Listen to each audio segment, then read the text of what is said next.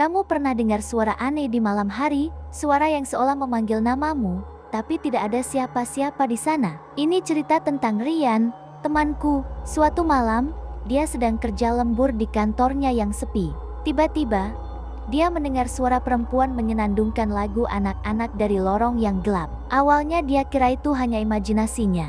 Tapi suara itu semakin jelas, semakin dekat. Rian memberanikan diri untuk mengintip. Di ujung lorong, di bawah cahaya lampu yang berkedip, dia melihat sesosok perempuan bergaun putih panjang, membelakanginya. Rambut hitamnya tergerai sampai ke lantai. Perlahan, sosok itu menoleh, wajahnya rata, tanpa mata, hidung, atau mulut.